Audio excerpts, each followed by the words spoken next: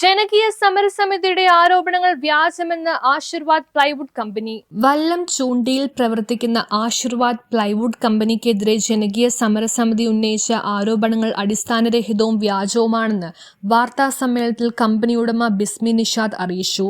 നിലവിൽ ആവശ്യമായ എല്ലാ രേഖകളോടെയാണ് കമ്പനി പ്രവർത്തിക്കുന്നത്. ജനവാസ മേഖലയിലാണ് കമ്പനി പ്രവർത്തിക്കുന്നതെന്നുള്ളത് വസ്തുത വിരുദ്ധമാണ്. പഞ്ചായത്ത് അധികൃതരുടെ ഉത്തരവുകൾക്കെതിരെയുള്ള കമ്പനിയുടെ ലൈസൻസ് റദ്ദാക്കിക്കൊണ്ട് അനധികൃത നിർമ്മാണം പൊളിച്ചു നീക്കണമെന്ന പഞ്ചായത്തിന്റെ ഉത്തരവിനെതിരെ നിലവിൽ തിരുവനന്തപുരം LSGD ട്രൈബ്യൂണലിന്റെ പരിഗണനയിൽ ഉള്ളതാണ്. August 3 hearing നടക്കാനിരിക്കുകയാണ്.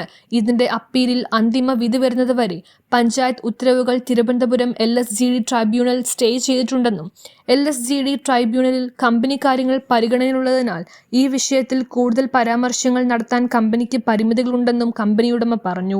Company manager AP Sanoop, advocate NS Rekha എന്നിവർ പങ്കെടുത്തു. News bureau, Perumbavoor.